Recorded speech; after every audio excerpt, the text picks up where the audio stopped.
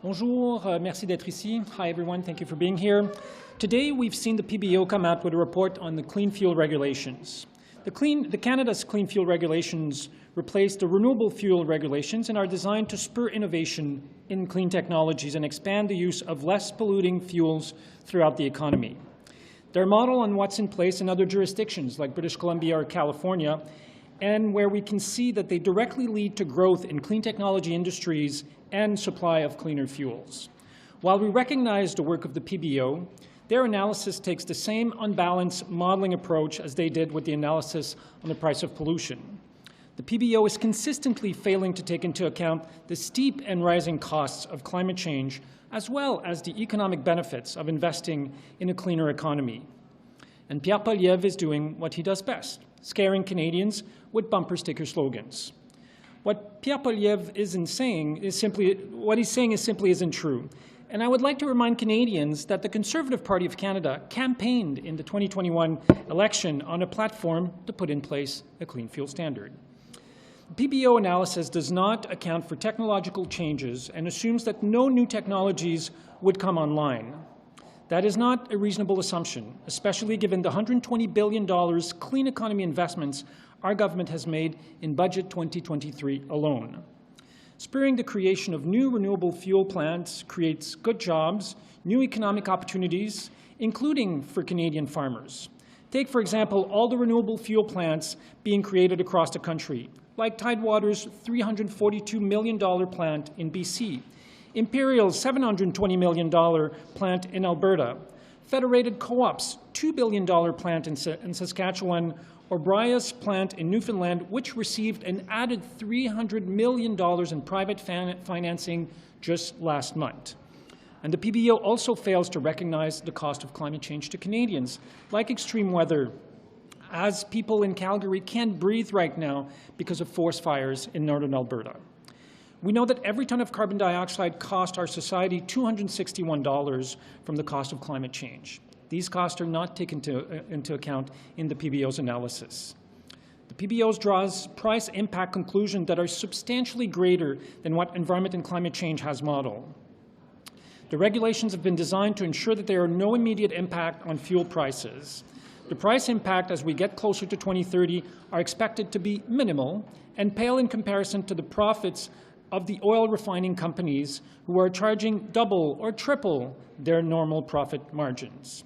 Any price impact will depend on the choices of oil refineries who have the flexibility to find the most cost-effective and innovative approaches that work best for them, whether investing in cleaner production or more affordable fuels for their customers. Putting in place smart climate policies that support innovative technologies is helping to build a stronger Canadian economy and driving down polluting emissions. Canadians can be assured that their federal government is taking action to deliver clean air and more sustainable jobs. Je vais passer en français maintenant. Le règlement sur les combustibles propres, qui a remplacé le règlement sur les carburants renouvelables, est conçu pour stimuler l'innovation en matière de technologies propres et étendre l'utilisation des carburants moins polluants à l'ensemble de l'économie. Il s'inspire de ce qui est en place dans d'autres juridictions en Amérique du Nord, comme la Colombie-Britannique ou la Californie, où l'on peut constater que cette réglementation conduit directement à la croissance des industries des technologies propres et à l'approvisionnement en carburant plus propre. Bien que nous reconnaissons le travail du DPP, son analyse adopte la même approche de modélisation déséquilibrée que celle utilisée pour l'analyse du prix sur la pollution. Le directeur parlementaire du budget omet systématiquement de prendre en compte les coûts élevés et croissants des changements climatiques, ainsi que les avantages économiques liés à l'investissement dans une économie plus propre.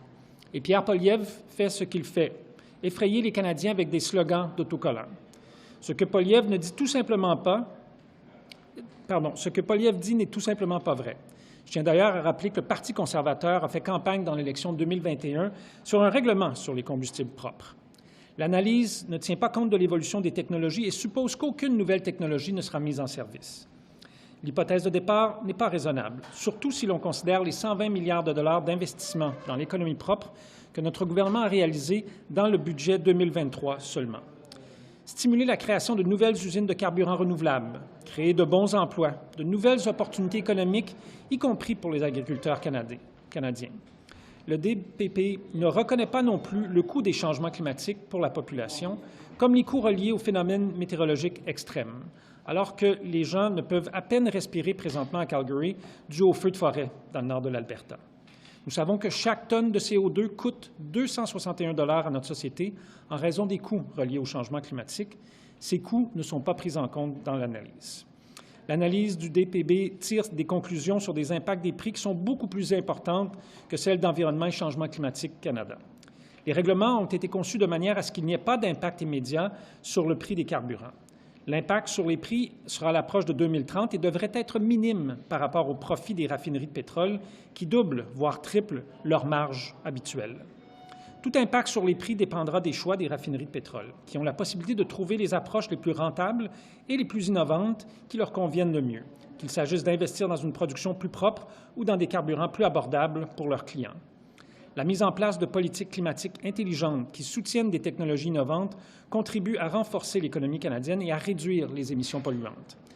La population peut être rassurée que le gouvernement fédéral prend des mesures nécessaires pour améliorer la qualité de l'air et créer des emplois durables. Merci. Minister, the PBO report draws directly from Environment Canada's numbers in the Gazette, in which it says that it will have an impact on economic growth by 0.3%, and that also it will cost in 2030 16 to 17 cents per litre of gas or diesel. So it is another price on carbon applied somewhere else. What is the number in the PBO report that you actually dispute?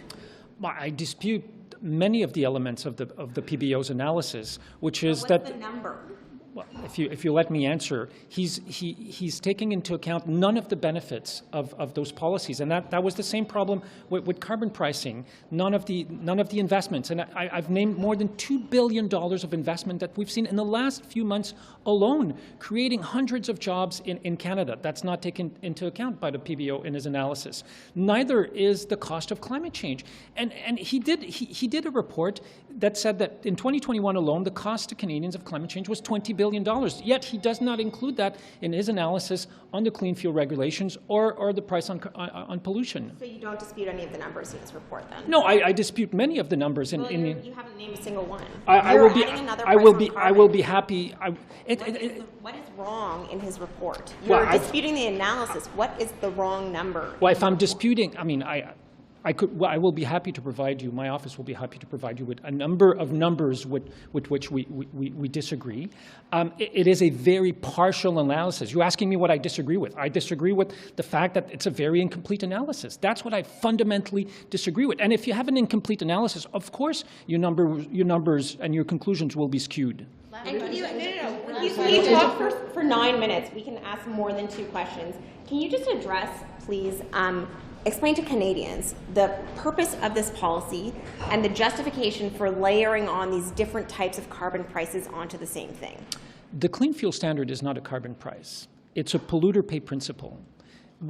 Refineries are making record level profits, and we feel that they must do their fair share in helping fighting climate change. Like any other sectors of our economy, as we've shown in our emission reduction plan last year, every sector must contribute, and refiners must contribute as well. They have substantially increased, 27 cents of increased refining margins between 2019 and 2021 alone. They can afford to invest in fighting climate change. Is it fair to say, though, that this is going to increase the price of fuel for people driving their cars, the clean fuel standard? What we've done in this regulation is we've provided refineries with a number of different compliance options and a lot of flexibility in the way they can do that to ensure that in the short term they are no cost to consumers. And while we're doing that, we're helping Canadians move towards more electric vehicles. We've doubled in the last few years the number of electric vehicles on our roads. We're already at 10%. We were barely at 4% 3 years ago. So we're working to ensure that the costs are minimum to Canadians. But again, I mean, you can't talk about climate change seriously without talking about the impacts of climate change. If you want to look at the cost of a regulation, you have to look at what is climate change costing Canadians. And we have so many examples of that right now. I mean, as I said, like people can't breathe breathe in Calgary because of forest fires in northern Alberta and Saskatchewan and British Columbia. We had floodings here, and yet the PBO doesn't even mention it in its report. En français, il y a, Pierre Poilievre a dit que ça allait être une deuxième taxe sur le carbone qui s'applique au Québec cette fois-ci. Comment vous qualifiez ces propos-là? Écoutez, M. Poilievre fait ce qu'il fait de mieux, faire peur aux gens et mentir. C'est simplement, ce qu'il dit n'est simplement pas vrai. Cette réglementation-là sur les combustibles propres que le Parti conservateur avait dans sa plateforme dans l'élection de 2021, soit dit en passant, c'est une façon de nous assurer que les raffineries qui font des profits records font leur juste part en matière de lutte au changement climatique, comme l'ensemble des secteurs canadiens doivent le faire. You have 15 more minutes before question period. Can I just ask you another question? On ne le verra pas sur notre facture, là, en gros. C'est ça que vous avez dit à Tom. On ne verra pas ça sur notre facture d'essence. Ce que nous avons fait dans l'élaboration de la réglementation, et je tiens à préciser que plusieurs des entreprises qui font maintenant des investissements de centaines de millions de dollars se sont opposées à cette réglementation-là pendant des années. Impérial, par exemple, quelques mois à peine après la publication de la réglementation, ont annoncé un investissement entièrement privé, aucun fonds public, de 720 millions de dollars en Alberta pour ce qui sera la plus grande raffinerie de biodiesel au Canada, sinon en Amérique du Nord. Et il y a d'autres entreprises comme ça. Alors, on voit que cette réglementation-là mène à des investissements majeurs. On parle de plus de 2 milliards de dollars dans la dernière année seulement. Ça crée des emplois partout au pays, de Terre-Neuve à la Colombie-Britannique, et ça va bénéficier l'ensemble des Canadiens. On a mis en place des mesures de flexibilité pour nous assurer qu'il n'y ait pas, à court terme, de coûts pour les utilisateurs. What's the difference between polluter pay and carbon price? Aren't they the same thing? Isn't a carbon price polluter pay? So good afternoon. I'm Gord, the critic for the Federal NDP for Mental Health and Harm Reduction. I'm here with my good friend and colleague Daniel Blaikie, the MP for Elmo-Transcona. Today, we're here because of the debate that the Conservatives triggered. And today, we're here to fight back in terms of the arguments that they're bringing forward. Right now, we know that over 35,000 Canadians have died from a poison drug supply. I think about the moms, the fathers, the sons, the brothers, the sisters, the relatives of so many that have been impacted, community members. In my home province, it is the leading cause of death, unnatural death, more than suicide, homicide, more than motor vehicle accidents combined. This is a tragedy that's taking place. The Chief Coroner of BC just announced another record month of deaths related to the toxic drug supply. She made it unequivocally clear that it is the toxic, unregulated street drug supply that is killing people. Sadly, today, the Conservatives have brought forward a motion that isn't helpful. It's causing more harm, disinformation around what's happening in our communities, calling for an end to safer supply, a program that is in its infancy, that's just getting rolling. And we know that safer supply isn't killing people because we heard that from the BC Chief Coroner, that people are dying because of the street drugs and that we need to ramp up and scale up safer supply. We also know that we need science and evidence, and we need to listen to the experts to guide public policy to respond to this tragedy that's taking place across our land. We need to listen to the expert task force that included labour, health experts, the Police Chiefs Association, people that with lived and living experience, people on the front line of this crisis, so that they can give us the best guidance possible so we can respond to this crisis. We know the Liberals have been dragging their feet. They've been taking this incremental approach. Incrementalism costs lives in a deadly health crisis. The Conservatives, they spread disinformation. Disinformation in a crisis like this also costs lives. It's harmful. And it's deeply harmful to the families, to the experts across this country, when the leader of the official opposition comes forward with a motion that takes away a life-saving policy, such as safer supply, and wants to eliminate it. He called those that are for safe supply activists. The safer supply pilot across this country and as a tool for harm reduction, because we know harm reduction and treatment and recovery go hand in hand. They're not pitted against each other.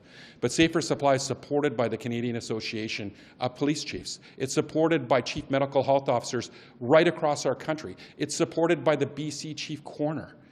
It's supported by health experts. It's supported by qualified experts on substance use. These aren't activists. These are well-informed decision makers, and we need to listen to them to guide us on decisions regarding the toxic drug crisis. So it's disappointing and that the Conservatives today have come forward with this motion and using politics, you know, that could cost lives in this deadly toxic drug crisis. I'm going to turn it over to my colleague so he can in French. Merci beaucoup. Bonne journée tout le monde. Nous sommes ici aujourd'hui pour parler un peu du motion d'opposition des conservateurs aujourd'hui. Les néo-démocrates savent bien que nous vivons une crise en ce moment par rapport à la consommation des opioïdes. Et nous savons bien aussi que l'approche que les conservateurs recommandent aujourd'hui, c'est une approche que le Canada a essayé pendant des décennies, puis ça n'a pas marché. En effet, la crise a développé sous l'approche que les conservateurs suggèrent aujourd'hui. Nous commençons juste en ce moment, après la pandémie, d'essayer vraiment une nouvelle approche. Une approche qui reconnaisse que c'est vraiment une crise de santé et non pas une crise de criminalité qui cause ce problème et ces morts des membres de familles canadiens et canadiennes. Alors, nous sommes ici aujourd'hui pour dire que nous devons continuer avec cette nouvelle approche.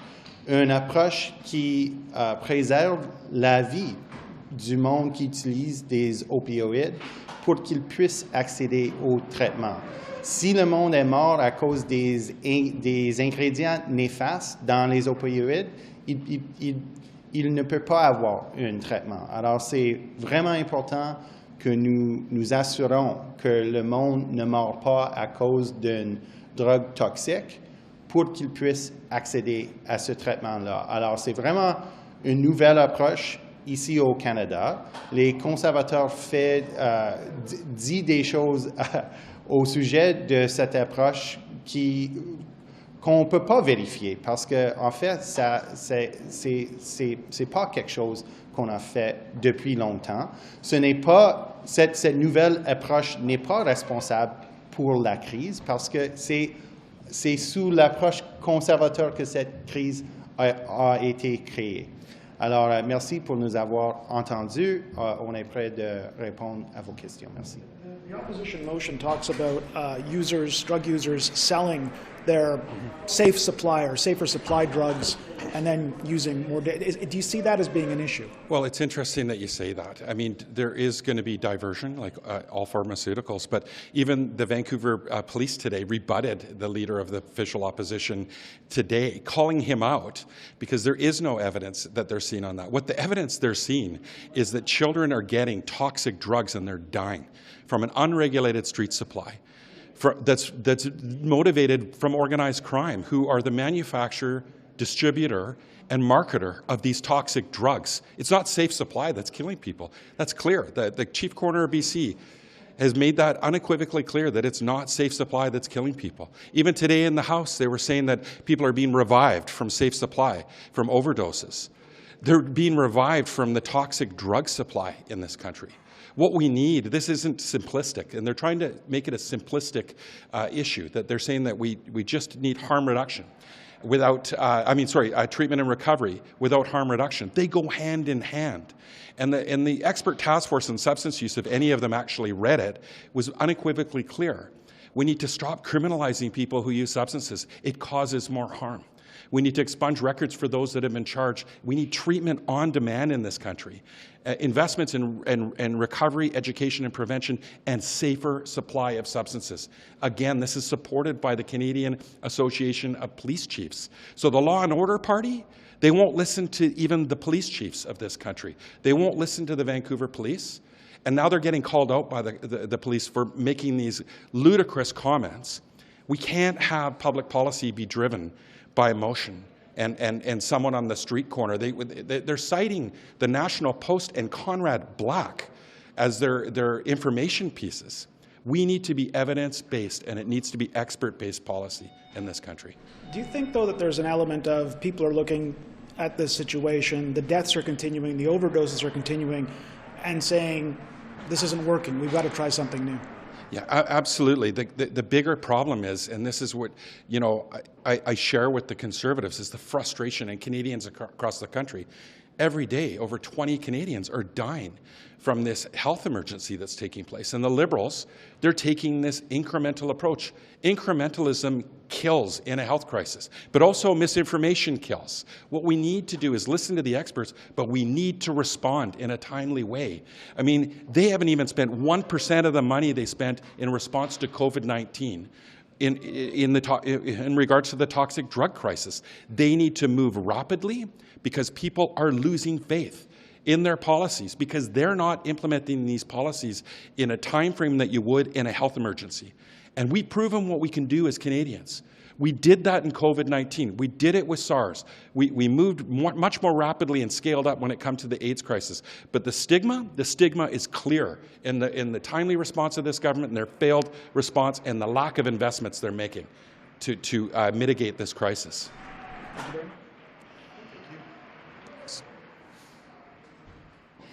So we're here today to celebrate third reading of Bill C-21, the firearms bill that is going to keep Canadians safe. Rachel and Mark and I are here just on behalf of the government to say this is such an important bill to keep Canadians safe.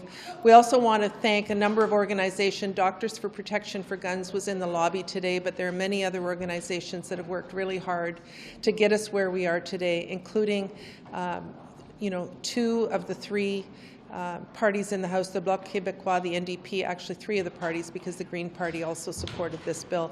There was only one party who was opposed to what we were doing to keep Canadians safe. That's the Conservative Party of Canada, who are continuing to spread misinformation and delayed this bill at every step of the way. But because what Canadians are pushing for is safer communities and better gun control, we're here today, and we're very, very excited to see the passage of the bill in the House. And I'll turn it over to my colleague Rachel Bendayan, who will say a few words in French.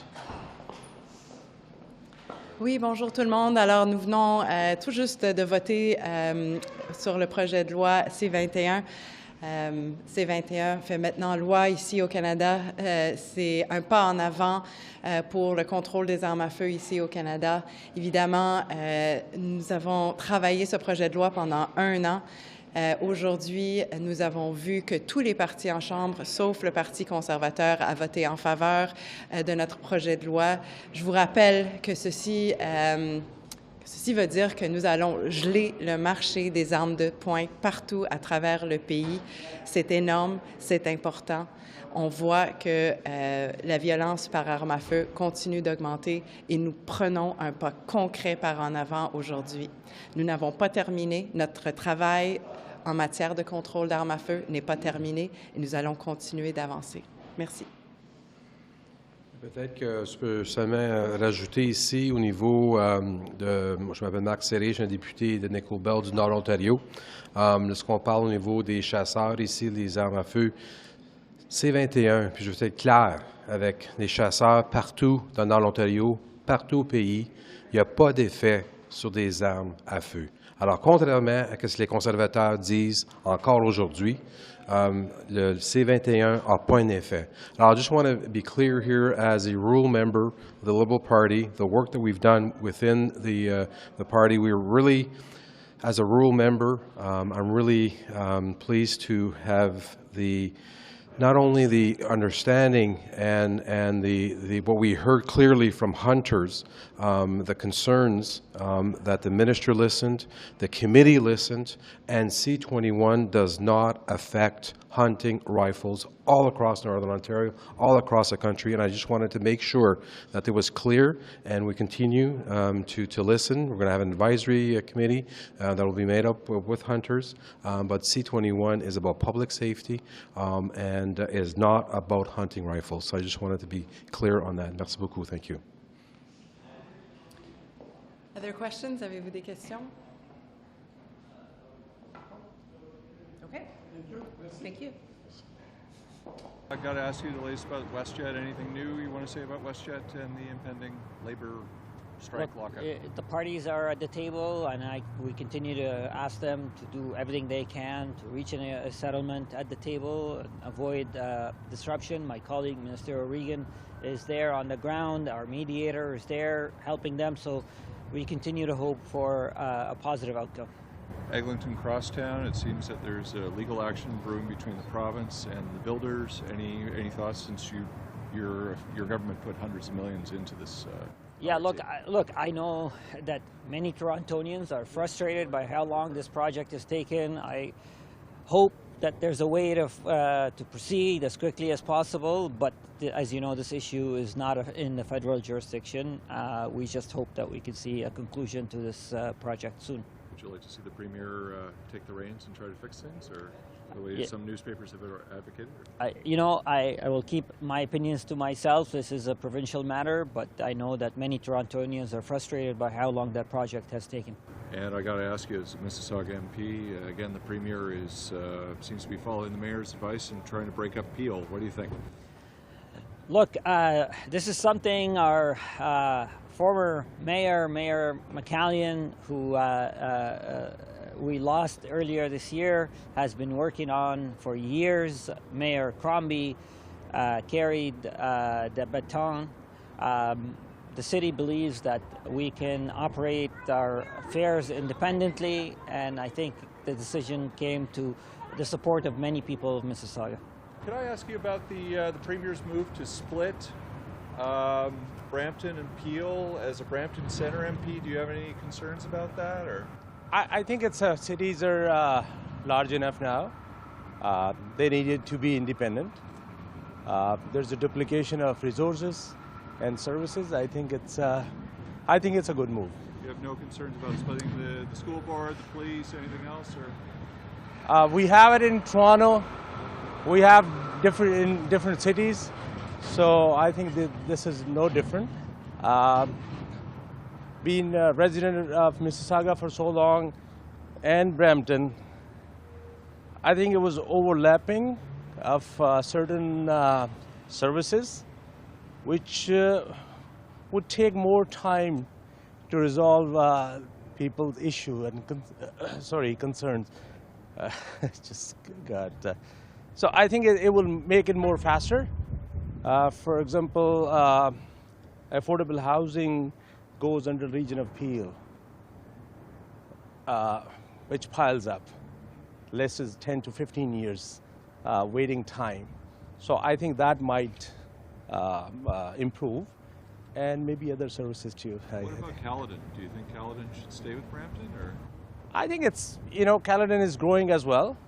I think Brampton is pretty much maxed out, and then next expansion would be in Brampton of the population.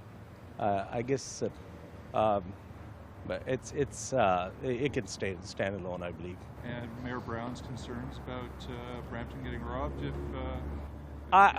look, I don't know what was the deal and when region was created, so I'm not going to get into that sort of rhetoric. I think it's if Premier is making this move, they might have thought these concerns and then they might address them. Thank you. As Mississauga South MP, what do you think? Is this a good thing by the Premier? The city has long been asking for legitimacy and the ability to be self-governed and enabling taxpayers, I guess, to be getting their fair share. Certainly Hazel McCallion was a big champion in requesting that, and the current mayor has been fighting for it as well. The question now is, and I guess the details are the things that we have to understand, and it's a 3-year process from what I'm being told. I haven't gotten into it. I haven't seen the developments or the particulars of the changes, but Brampton's asking for money, and Caledon on a standalone, that's going to be kind of tough for them to survive without having support systems. So I suspect there's going to be a big call for the city of Mississauga to cough up some stuff. So we have to understand what that means, and I really don't know. It's sort of rare for you to be saying something good about something that Premier Ford is doing. Like it's sort of surprising to us, but I mean, maybe listen, we don't. The Premier is recognizing the developments of the municipalities, and it's growing substantively, and it's continuing to grow. And the demands for the city of Mississauga are ever more important for the whole region when it comes to economic development. And consequently, when you have all these investments being made in the city, and you have there's a lot of waterfront redevelopment where I'm from, and I'm very sensitive to what's being done on that side because I worked hard to try to protect the area and to beautify it and to enable the community to prosper. And we want all of Mississauga to prosper. Frankly, we want all of GTA and the province to prosper. The question is, do we do it in a way that engages with the residents and engages with the stakeholders of those respective communities? So that has to happen still. And of course, you've got Brampton and others saying, hey, we're going to want whatever the alimony payments are being discussed, they're going to want to have, that has to be understood. Should the school board, should the police, things like that be broken up, or? Well, that's the question, right? There's all these shared resources and water treatment plants and certainly the regional police, and there's a lot of things. There's a lot of investments, a lot of that's at stake here, and we'll see. We don't even, some of these independent cities are kind of standalone, right? When you look at Hamilton, smaller city, it has its own news, it has its own paper, it has its own sense of being, and Mississauga wants that. They kind of want to be recognized for what they've done and contributed, and they want to sort of be independent. But at the same time, we want to take advantage of the shared resources that exist. And certainly Brampton's going to ask for that. So when the news came out, I assume to you this morning, did you go yay, or were you like, what the heck? It's been discussed for so long, and even when I was there, we were approached as well. And so I'm in the last year and a bit, it's been evident that we were moving towards an independent Mississauga and independent Brampton. That's exciting. I'm very excited for it. Anything I missed? No, I mean, like work hard and be respectful of one another when this happens, because in these instances, that's always a danger for people to react abruptly. There's some time to maneuver this through.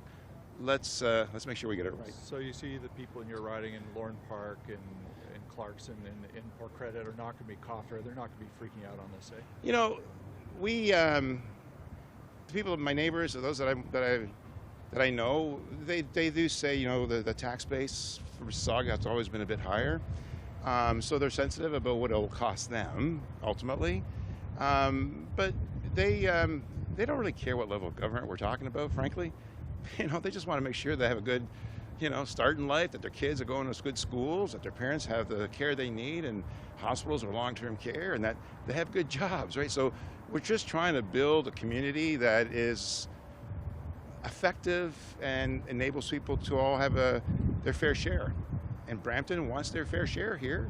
So we'll have to see how that proceeds. But I'm confident that we'll be able to achieve something good here. Thanks for shopping. You're a Malton. I am. So you're just at the top of Mississauga? I am. So Malton has been a community that's always been between Brampton and Mississauga. I have a connection to both cities, so I look forward to hearing the news. I know this has been a long-standing ask by Mayor Crombie. I know Mayor Brown feels very differently about it, but I think we have to see what the details are before I can say more. Okay, so you're basically staying on the fence, and you have no concerns about splitting of splitting of the police department, splitting of the school board, all those things that may be part of it, right? Well, look, for decades, both cities have been working together on some of these issues, such as police. So, again, I have to see more of the details of what the split will look like, and whether the province will foot the bill or whether it'll be pushed on the cities before I can comment. Great. Thanks for stopping. Thank you. Good to see you. Mr. Sidhu, what do you think about the breakup appeal region? Any thoughts as you go by? I'm still digesting that, but there's a lot to take in, a lot of history there. And so I know with our wastewater facilities and PO Police headquarters being in Mississauga, so there's a lot of discussions going on at the municipal level, but a lot to digest. I grew up in Brampton for the last 30 years, so I just need to kind of figure out what's going on, what's next, but there's a lot at stake here. Are you concerned about Caledon, or are you concerned about the mayor?